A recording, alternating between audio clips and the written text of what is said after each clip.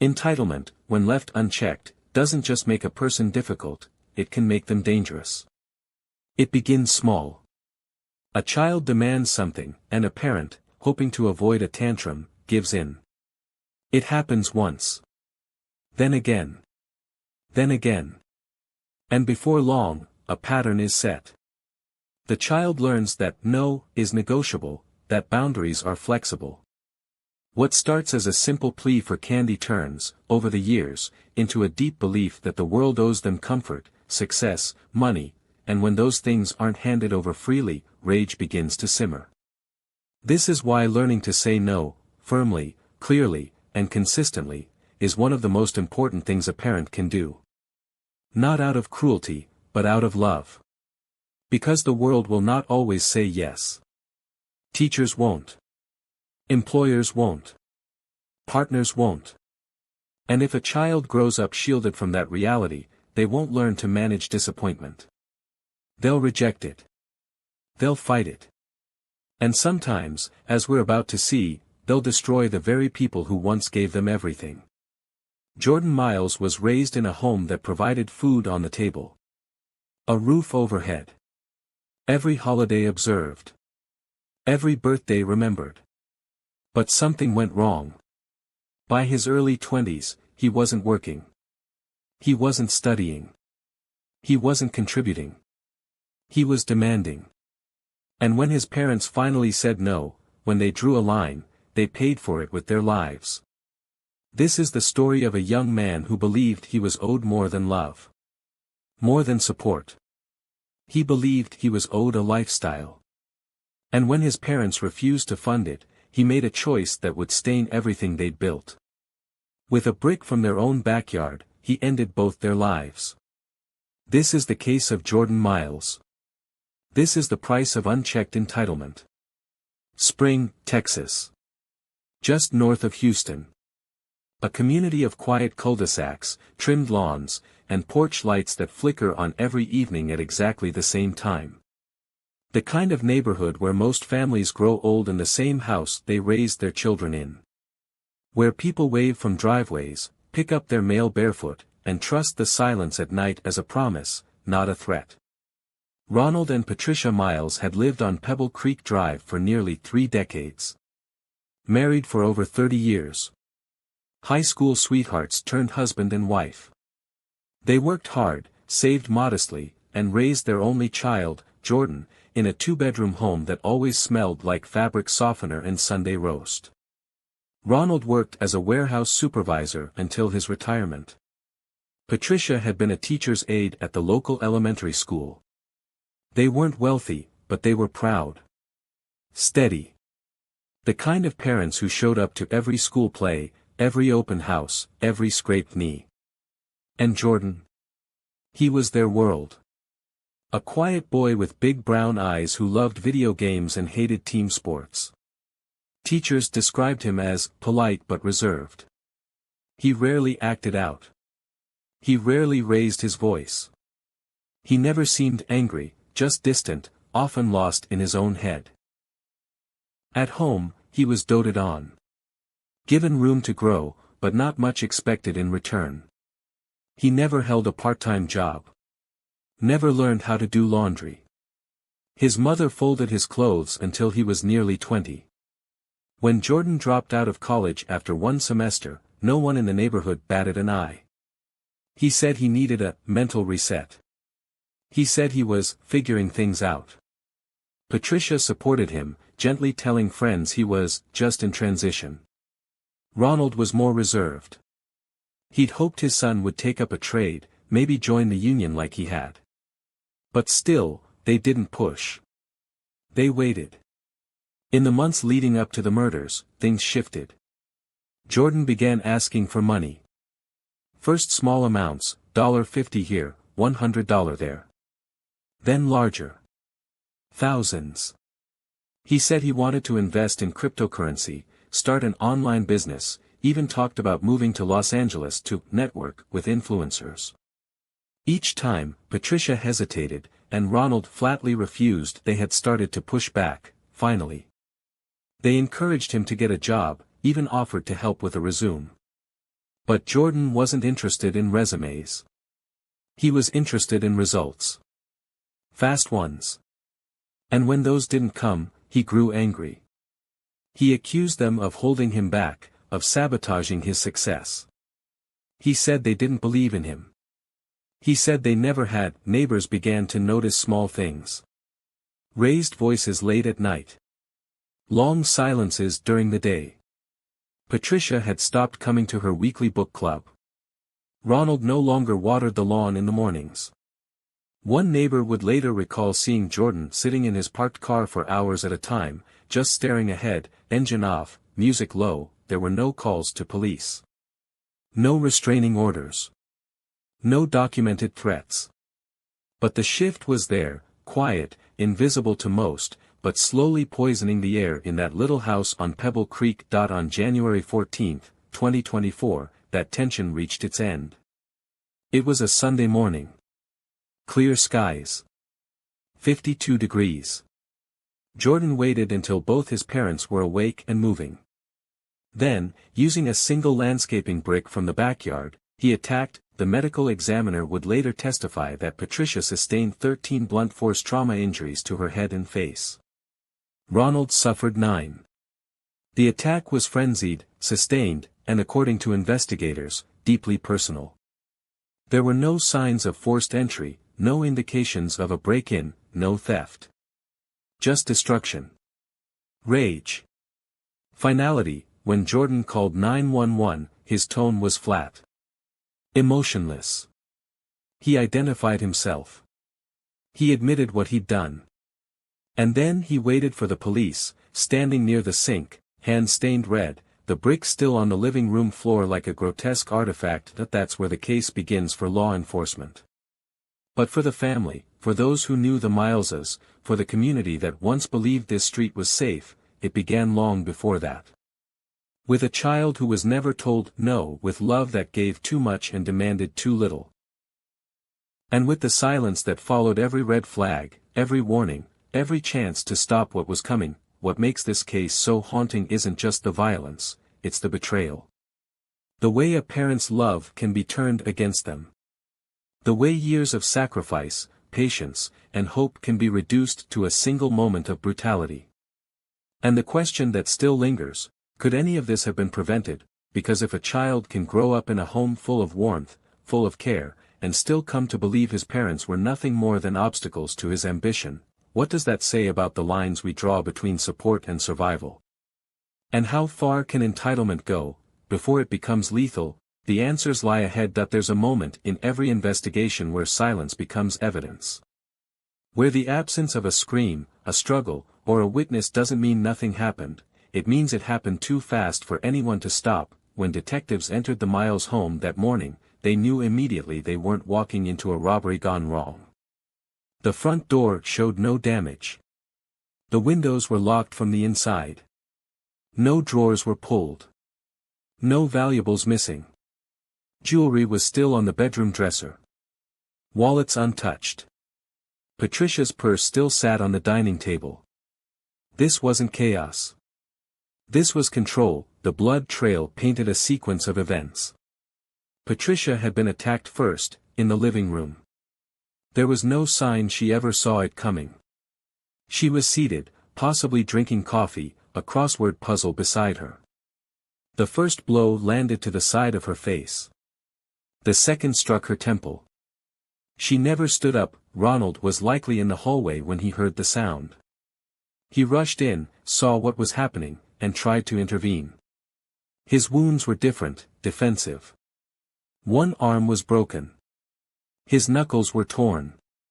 But he wasn't fast enough. He couldn't stop his son. Total, the attack lasted less than 4 minutes. 4 minutes to end 2 lives. 4 minutes to dismantle a family. Jordan, after the killings, didn't run.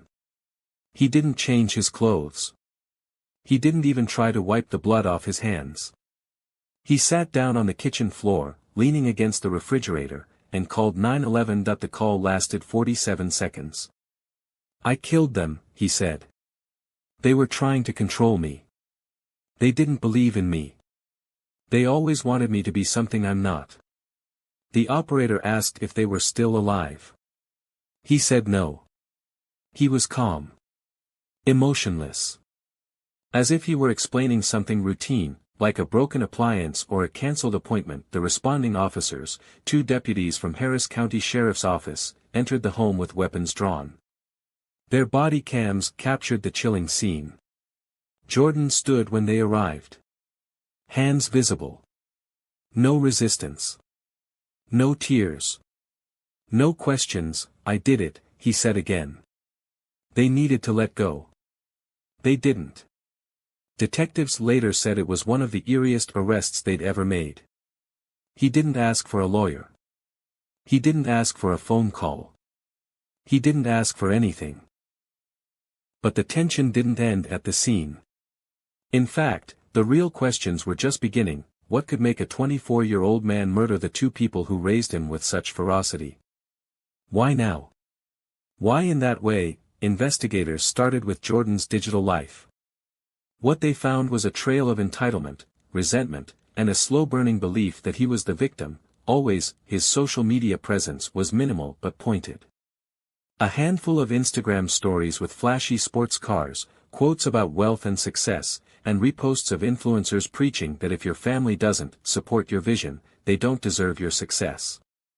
His Google search history was more revealing. Searches included "How to get rich without working," "Passive income crypto 2024," "Parents don't believe in me, what to do," "Do psychopaths feel guilt," "Can I inherit property if I kill my parents?" Texas law. That last one sent a ripple through the investigative team.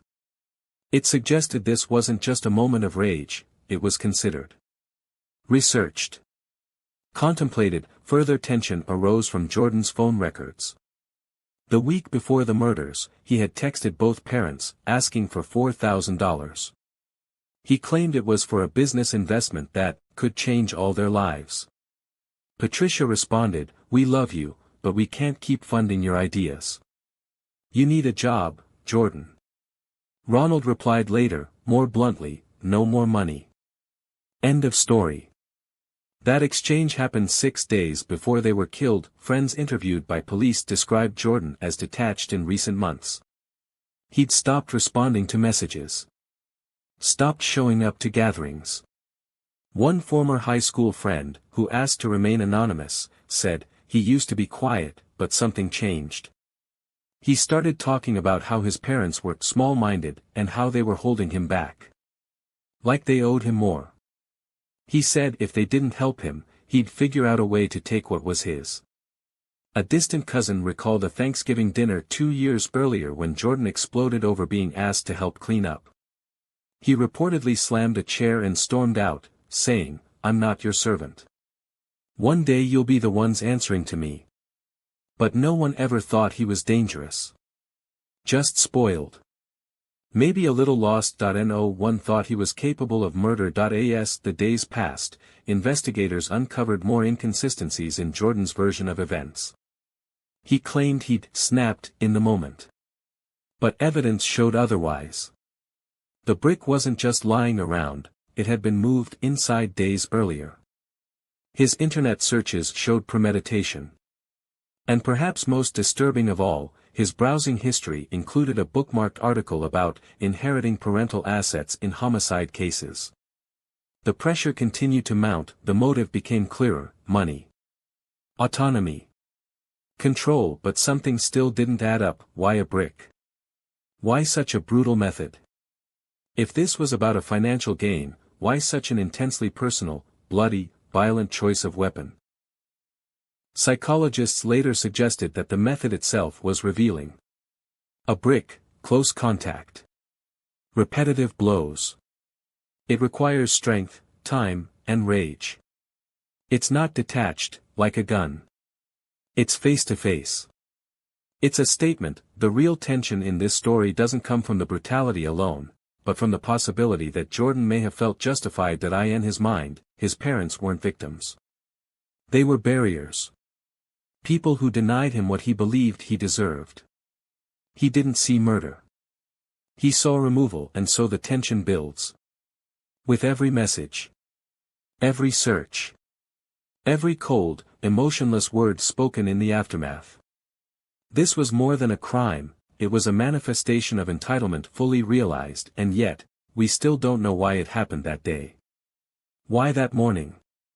What was said, or what wasn't, that finally pushed him from thought to action? That's where we go next. To the moment that changed everything. To the choice that turned a home into a crime scene, and a son into a killer. The case shifted in one defining moment. Not during the arrest. Not at the crime scene. But in a small, windowless interrogation room 2 days later, when Jordan Miles leaned forward, looked the lead detective in the eye, and said, "I don't feel bad, because I had no choice." That sentence changed everything. Until then, investigators were holding on to the possibility that this was a heat-of-the-moment crime. A sudden burst of rage. A moment of mental collapse. But those words, delivered without hesitation, peeled back the final layer. This wasn't confusion. It wasn't remorse. It was clarity. Cold, firm, deliberate clarity. The interrogation footage showed a man detached from the consequences of his actions. He asked no questions about his parents. Never inquired about their funeral. Never once said the words "sorry" or "regret." Instead, he spoke like a man justifying a business decision. "They were limiting me," he said. "I tried to explain what I needed. They didn't listen. They refused. So I did what I had to." He never raised his voice. He never lost control. He explained, in full detail, how he had walked into the backyard days before, picked up the brick, wiped it down, and brought it inside. He wrapped it in a towel and hid it in his bedroom. He waited. When asked why he didn't just leave, get a job, move out, start over, he answered plainly, "They owed me. They promised to support me. They didn't." It was the breakthrough detectives needed. Because what they had now wasn't just a confession. It was insight into the mind behind the murder. A mind that saw family as obligation. That saw love as currency.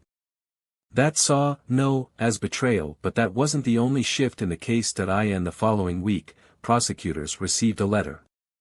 Handwritten. Postmarked 2 days before the killings. It had been sent by Patricia Miles to her sister in Dallas. The letter was dated January 12. In it, Patricia wrote, "I don't know what to do anymore.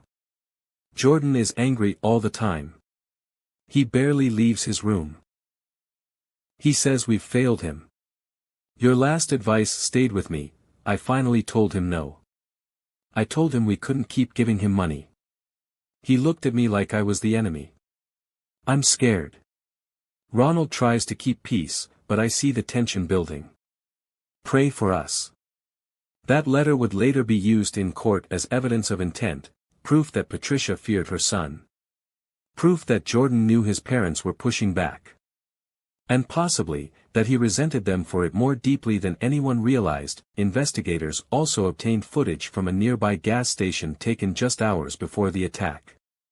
Jordan is seen pacing the parking lot, standing by a dumpster, muttering to himself.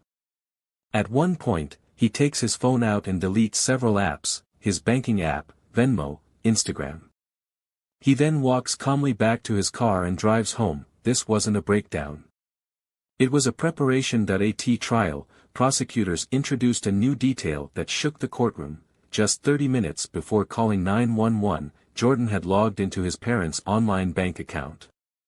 He tried to initiate a funds transfer of $8,000 to his own account. The request was flagged and blocked due to unusual activity. This was the turning point. The moment when any lingering questions about motive vanished. Money. Control. Entitlement.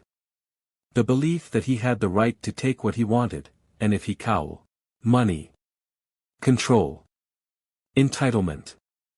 The belief that he had the right to take what he wanted, and if he couldn't have it willingly, he would take it by force. But perhaps the most haunting element of the climax wasn't what Jordan did, it was what he didn't do. After the murders, he made a sandwich.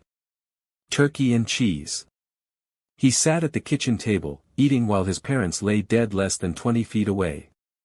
Crumbs from that sandwich were still on the plate when police arrived.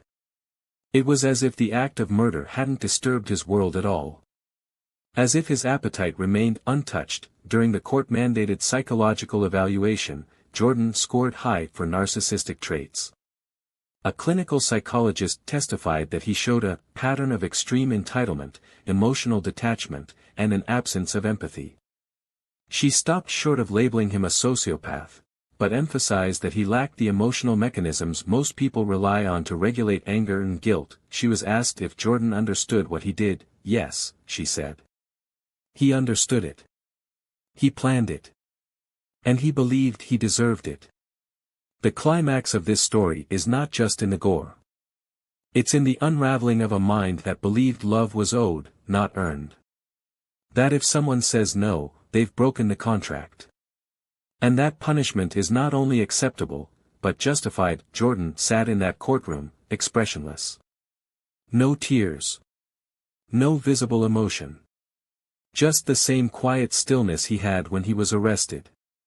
The same look when he made his confession. The same voice he used when he said, they needed to let go. They didn't. That was the moment the courtroom changed. No more benefit of the doubt. No more question of what triggered it. No more gray area. This wasn't just a case of family violence.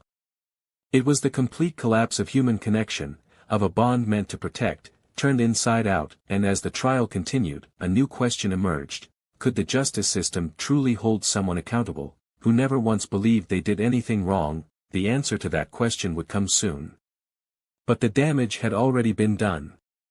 2 lives gone. A community frozen.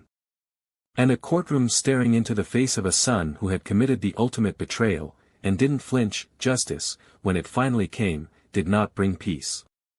It never does, not really. Because in cases like this, there is no victory. Only aftermath. Only silence where once there was life. The trial lasted 12 days. 12 days of photos too graphic to show on screen. 12 days of testimony from detectives, medical examiners, digital forensic experts, and grief-stricken relatives. 12 days that carved permanent damage into everyone who sat in that courtroom. Jordan Miles' defense team tried to argue mental instability. They claimed he was isolated, untreated, emotionally stunted. That he lacked the tools to process rejection and resorted to violence when he had no other path. They brought in a clinical psychiatrist who testified that Jordan had symptoms of narcissistic personality disorder and signs of dissociation during high-stress situations, but there was one problem with that defense: Jordan didn't want it. He refused to plead insanity.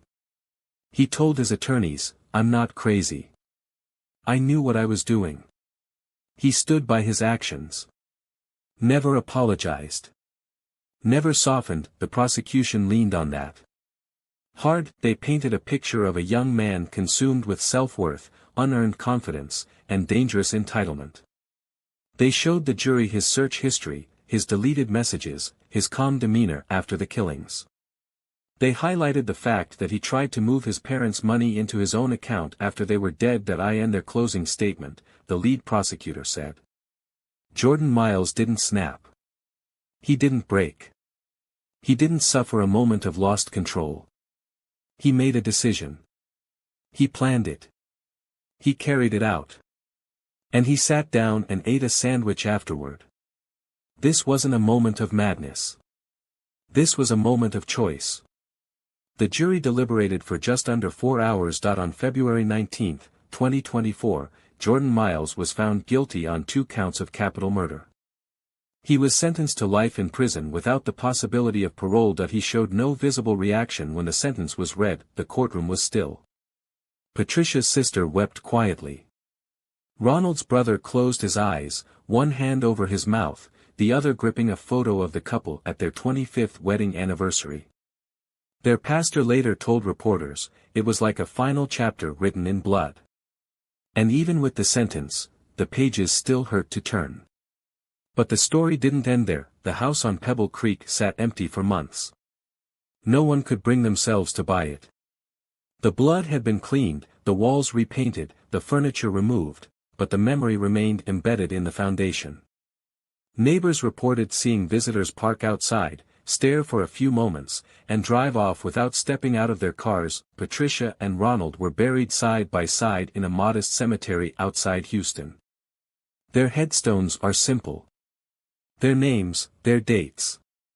Beneath Patricia's, the words, "She gave everything." Beneath Ronald's, "He protected until the end." Their estate, what was left of it, was handed over to Ronald's surviving brother. Jordan was legally barred from inheriting anything under Texas' Slayer statute, which prevents convicted murderers from profiting off the deaths of their victims, but the emotional impact of the case rippled far beyond the courtroom or the family. Parents across the country watched the story unfold on nightly news, online true crime forums, and YouTube breakdowns. Many asked themselves a chilling question: have I given too much? Have I raised my child to expect instead of earn? Teachers who once taught Jordan said they looked back on his time in class, searching for signs, wondering what they missed. Some remembered his quiet demeanor. Others recalled how he'd refused to participate in group projects, claiming he didn't need help to succeed. There was no memorial held at his old high school. No tribute video. No moment of silence. His name was removed from class records. His photo, once featured in a school newsletter for a science fair in 8th grade, was taken down. He had become a ghost in his own story, but for all the pain, for all the questions left in the wake of his actions, one truth remained: this was not a mystery. This was a tragedy built in plain sight. A young man who had been protected from consequences. Who had been told he was special without ever being challenged to prove it. Who believed that love came with guarantees, and when those guarantees dried up, so did his humanity. And in the aftermath of it all, one lesson has echoed through every discussion of the case: love is not weakness. Boundaries are not cruelty. And telling a child no might one day be the act that saves their life, or yours. Now we want to hear from you. Was justice truly served in this case? Do you believe Jordan Miles was mentally unwell, or was this cold-blooded calculation? Should his parents have seen the danger coming? Or was this tragedy impossible to predict? Drop your thoughts and theories in the comments. We read every single one. If you found this story haunting, subscribe for more cases that don't just shock, but ask hard questions. The kind that stick with you long after the screen goes black. Hit the like button, share this video, and join the discussion below, because sometimes, the scariest stories are the ones that start in the homes that look just like ours.